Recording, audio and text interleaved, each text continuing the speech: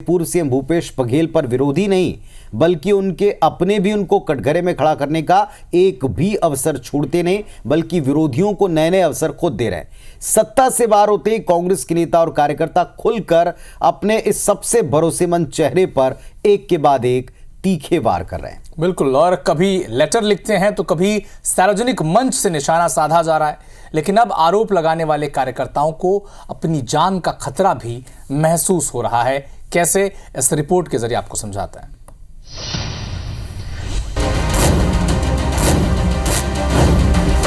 अरविंद दाऊ शहीद हो सकता है, लेकिन मैं ये समझता हूँ मेरे शहीद होने से लाखों जो प्रदेश में मेरे कार्यकर्ता भाई हैं, जो कांग्रेस के जो कर्मठ लोग हैं, उनको इस बात का फायदा पहुंचेगा। मेरे को अपने शहीद होने में कहीं कोई ना गुरेज है और ना कहीं कोई गिला शिकवा है मुझको। मसला और जो विषय अभी वर्तमान में राजनीतिक परिदृश्य में चल रहा है और जिन मुद्दों को हमने उठाया था, उसको लेकर मेरे परिवार के लोग, मेरे माता पिता, पत्नी और बच्चे काफ़ी चिंतित थे कि आप इस तरह से संघर्ष कर रहे हैं तो कहीं ना कहीं आपके ऊपर कोई हमला या परिवार के ऊपर कोई क्षति ना हो। समझ रहे हैं कि कहाँ सही हो रहा है, कहाँ गलत हो रहा है, परंतु कोई बोलने को तैयार नहीं है। मेरे को कोई ऐसा न धमकी मिला है, न मैं कोई धमकी से डरने वाला। सुरेंद्र दास वैष्णव, अरुण सिसोदिया और राम कुमार शुक्ला, ये तीनों चेहरे पिछले कुछ दिनों से लगातार सुर्खियों में बने हुए हैं। कभी अपने बयान तो कभी अपनी चिट्ठी को लेकर इन्होंने पार्टी के भीतर हलचल मचा रखी है। दरअसल इन तीनों नेताओं के निशाने पर हैं पूर्व मुख्यमंत्री भूपेश बघेल। ऐन चुनाव के वक्त कांग्रेस की अंतर विरोध को जग जाहिर करने से गुरेज न करने वाले इन नेताओं को अब डर सता रहा है। रामकुमार शुक्ला ने रायपुर कलेक्टर को पत्र लिखकर कहा कि चूंकि उन्होंने पूर्व सीएम भूपेश बघेल के खिलाफ आरोप लगाए हैं, लिहाजा उन्हें डर है कि कहीं उन पर हमला न हो जाए।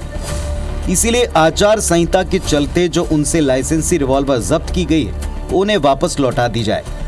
उनके इस पत्र पर बीजेपी को हमला बोलने का एक और मौका मिल गया।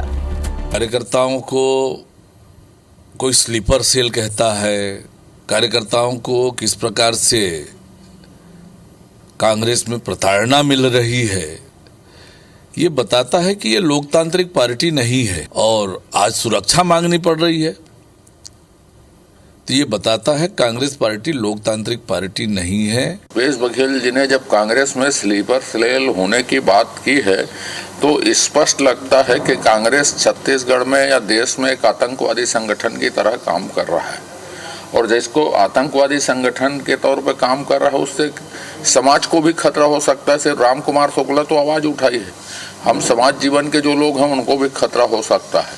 प्रशासन को इस पर ध्यान देना चाहिए।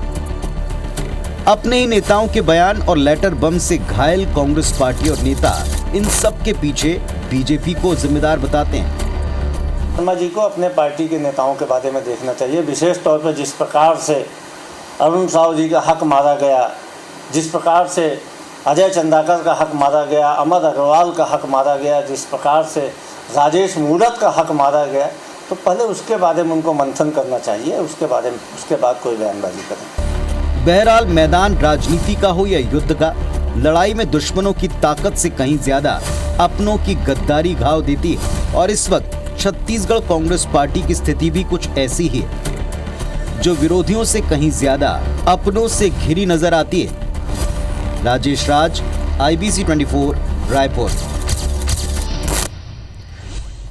तो चलिए, अपनों के दिए, इसलिए हमने कहा कि अपनों के दिए घाव जो हैं कहीं गंभीर होते हैं, क्योंकि अपनों को स्ट्रेंथ भी पता है, कमजोरियां भी पता है, और एक के बाद एक करके वाकई क्या कोई पर्दे के पीछे से सभी अपनों को उकसा रहा है, या ये अपने हैं जो पिछले वक्त के अपने घाव को अब बड़े जख्मों के तौर पर पार्टी को वापस लौटा रहे हैं। ये पार्टी को ही तय करना है, उसी को सुलझाना है, लेकिन चुनाव के वक्त ये सारे बड़े मुद्दे बनकर सामने आ रहे हैं।